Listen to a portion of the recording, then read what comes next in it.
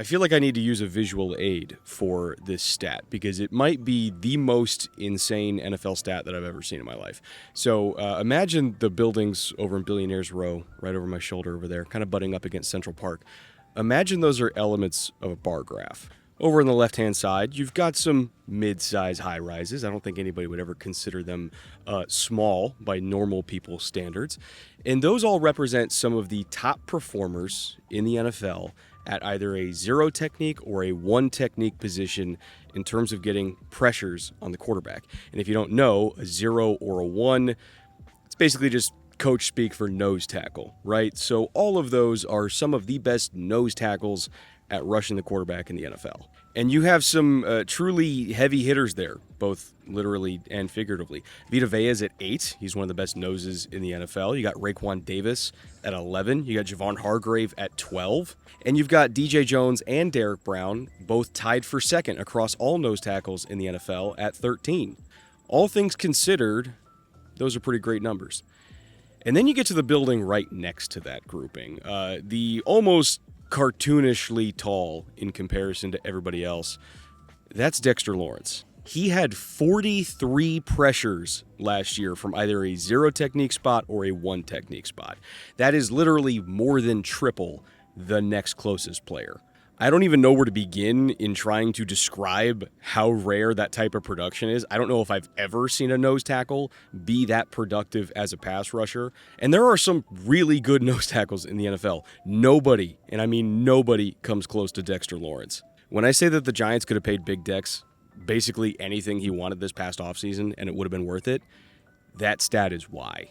When we normally talk about nose tackles rushing the quarterback, the image that always pops up in people's mind is some 340-pound tree stump of a human being just running straight through a center, or in some cases, just running straight through a double team because they have overwhelming power that nobody can handle.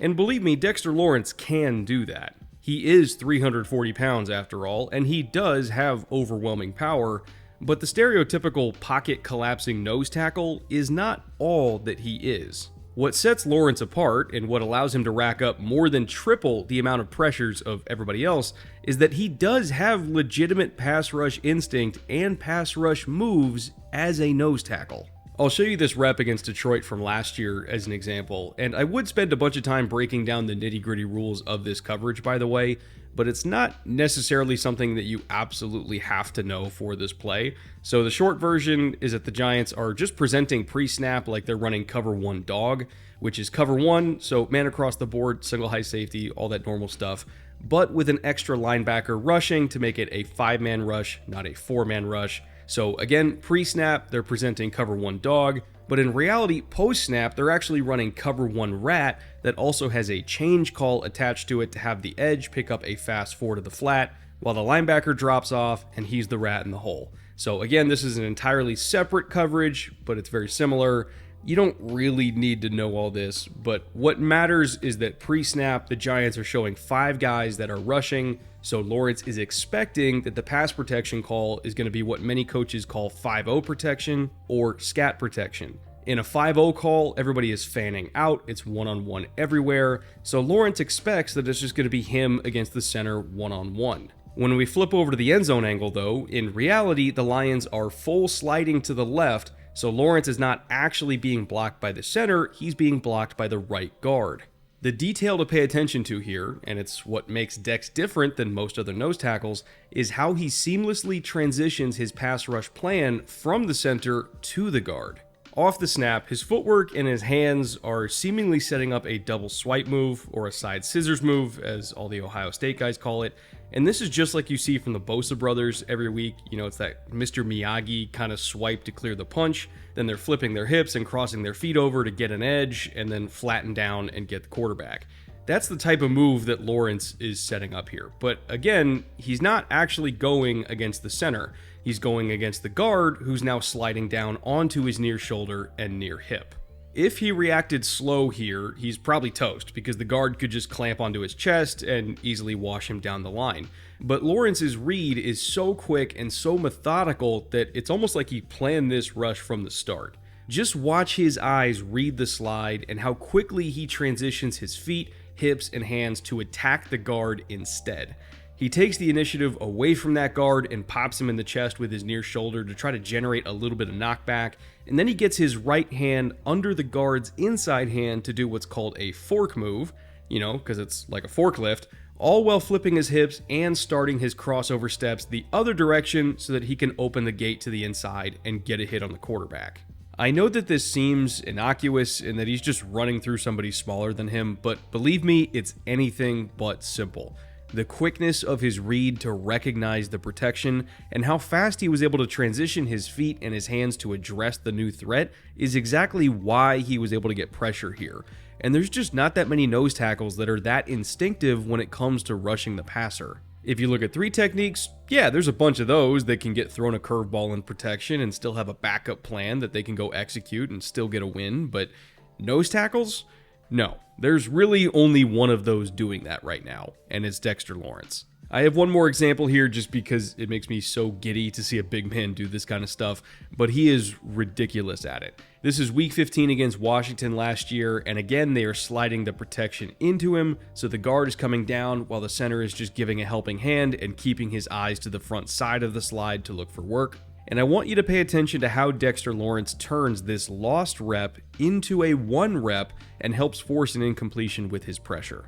Off the snap, again, he reads that the slide is coming very quickly, so he shoots a hand into the chest of the guard to help maintain some distance, and then the guard does what's called a refit of his inside hand to try to get back into Lawrence's chest himself so that he can try to control him and keep him from just running right through the pocket with power. At this point, Dex realizes that plan B, which was power, is just not going to work here, so he immediately transitions to plan C.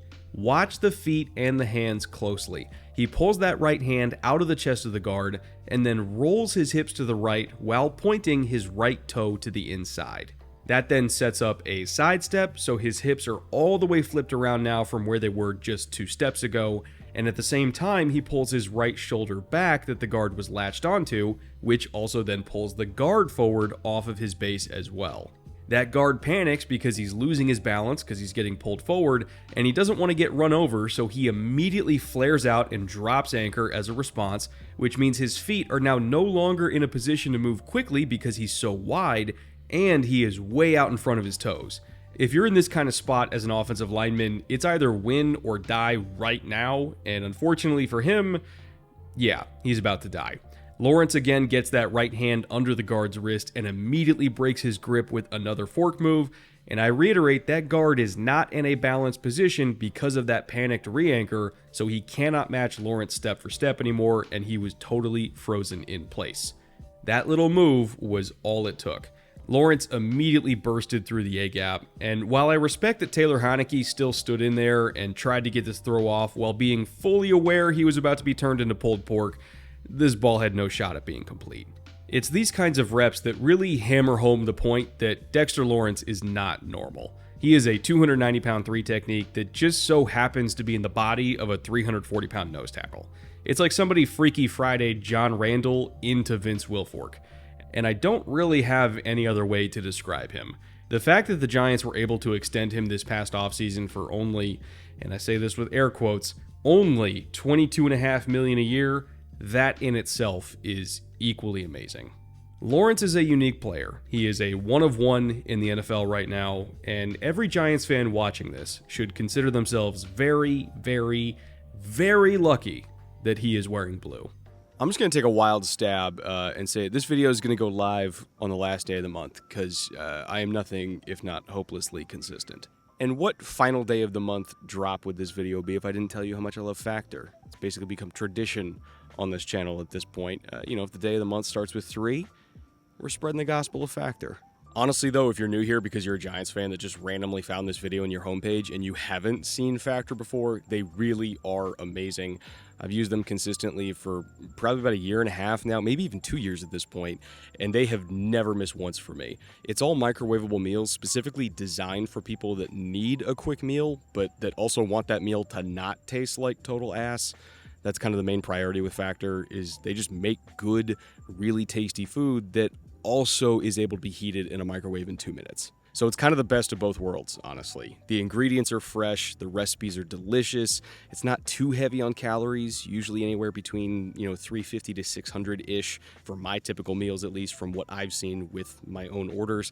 They have dozens of available options every single week that fit pretty much any dietary preference or requirement. It's just good stuff, and you certainly get what you pay for, or at least in my opinion, you get what you pay for. I obviously encourage all of you to leave your own review down in the comments below, because I know many of you have also used Factor a lot of the times because I talk about Factor on this channel, so you guys have tried it out for yourselves. Whatever your impressions were, I'm not asking you to shill. I just want you to give your honest feedback on the brand so that others can make informed purchasing decisions and all that. Don't just rely on me happening to really like Factor. It's always good to kind of get multiple opinions. So, and if you do, by the way, want to pull the trigger and try out Factor, they do make it easier through my promo code to do that and, kind of get your own experience with the brand. Use promo code FilmRoom50. That will give you 50% off your first box. If you go to factor75.com, that's where you find that. Again, promo code FilmRoom50, you get 50% off. So, just makes it easier to try it out and see if you like the food. I happen to like the food. Maybe you like the food too. Speaking of food, I'm not at home right now to eat my own Factor meals that are sitting in the fridge. I am still in New York, and I got one more video coming from New York. So I am going to go find a restaurant and then crash and then film a Jets episode tomorrow. I'll see you then.